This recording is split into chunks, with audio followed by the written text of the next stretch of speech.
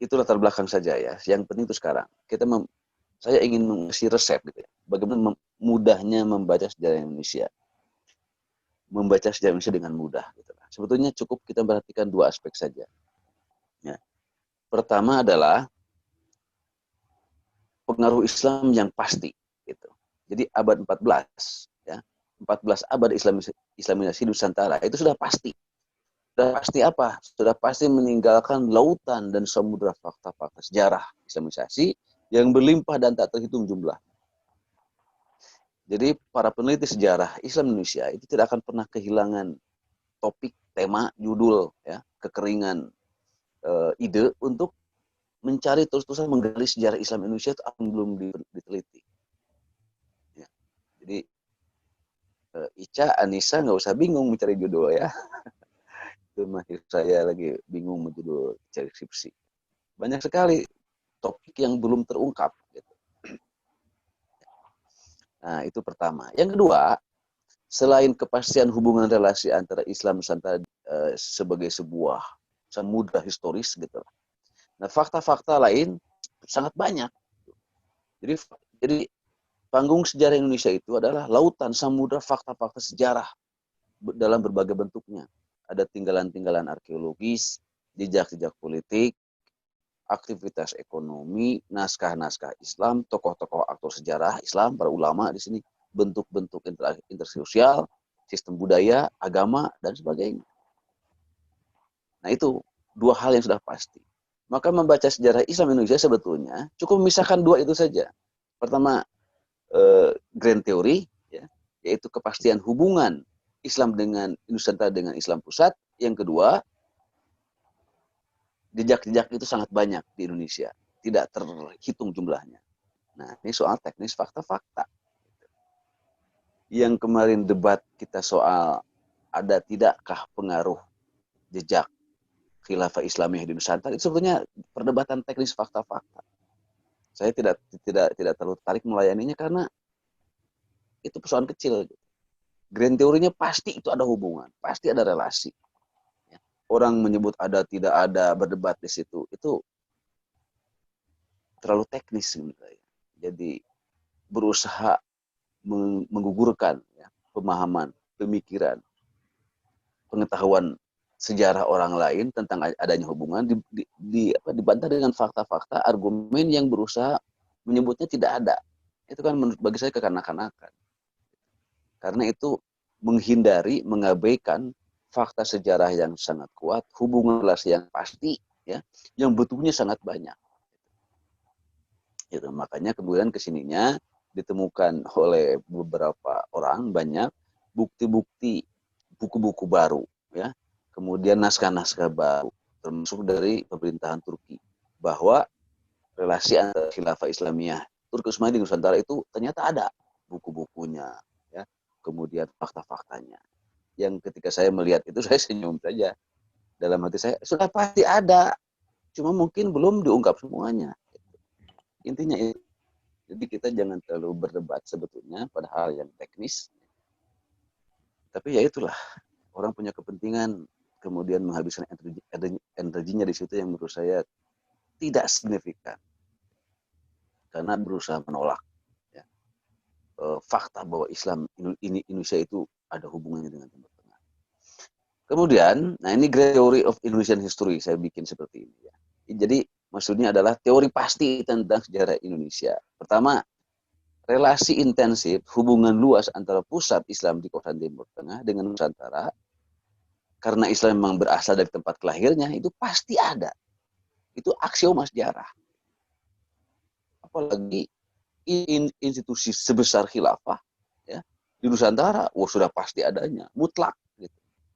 Nah, orang silahkan berdebat, bentuknya apa, apakah dakwah, ekonomi, bantuan militer, apakah transformasi sistem pemerintahan, silahkan berdebat.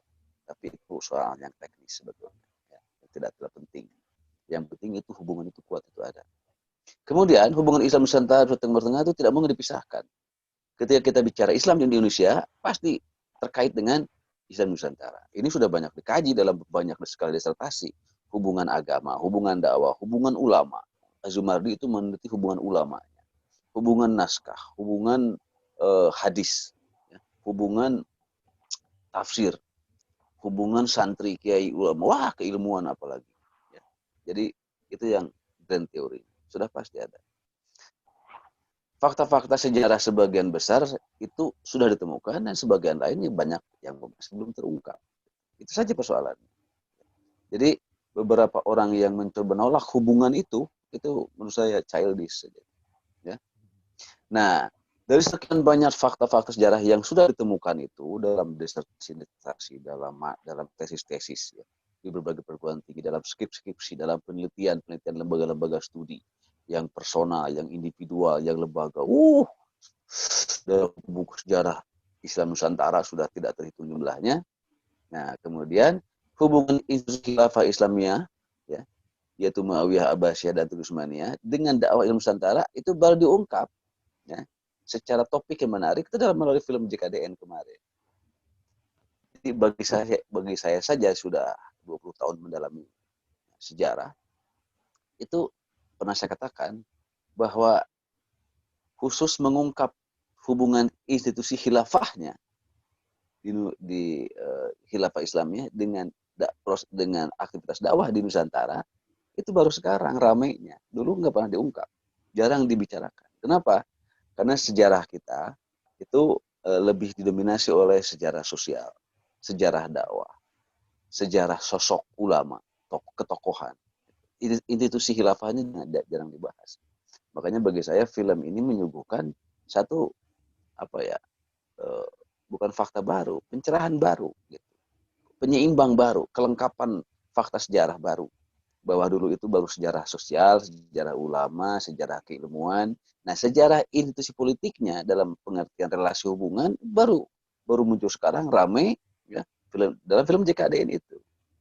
Nah, sebagian menolak, jadi kalau sebagian menolak itu kemudian berubah saat itu juga menjadi isu politik karena hubungannya dengan adanya sekelompok Islam Indonesia yang memperjuangkan apa kan itu berubah menjadi politik. Kalau sudah politik sudah nggak ilmiah. Semua penolakan perdebatan menjadi politik. Padahal pada fakta historisnya saya yakin semua sejarawan Muslim Indonesia nerima dan tahu dan pasti ada hubungan itu. Tapi karena menjadi isu politik ya mereka harus hati-hati. Itulah.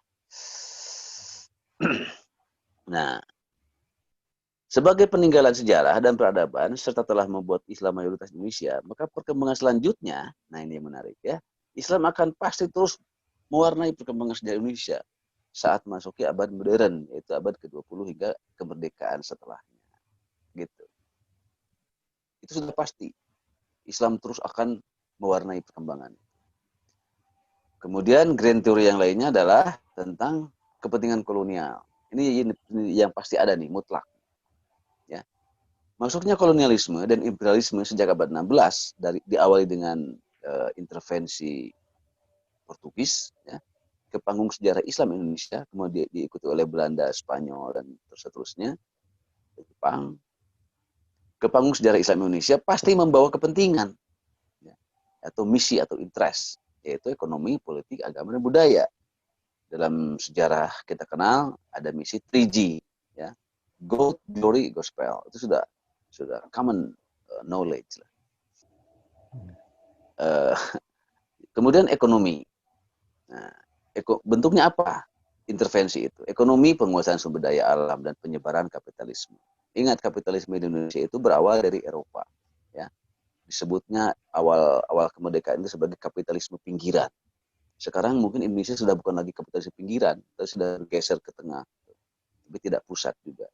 Politiknya apa? Kolonialisme, penaklukan, penyebaran paham, sistem politik Barat, Eropa Barat, yaitu demokrasi. Dan sekarang dominan di Indonesia, artinya dipakai oleh negara modern Indonesia setelah merdeka. Artinya dalam politik Baratlah yang menang. Karena saya pernah menjelaskan juga dalam makalah saya, Indonesia atau Nusantara itu sebetulnya ladang pertempuran peradaban antara Islam, Barat, ya, dan Cina. Gitu. Ekonomi dimenangkan oleh Cina, yang hingga sekarang Cina lah yang dominan dalam ekonomi Indonesia, sampai luar biasa ketidakseimbangannya. Politik dimenangkan oleh Barat dengan hegemoni demokrasinya dan dianut oleh pemerintahan modern Indonesia, agama digunakan oleh Islam dengan mayoritasnya sebagai yang dianut oleh masyarakat pribumi Nusantara Indonesia sampai sekarang.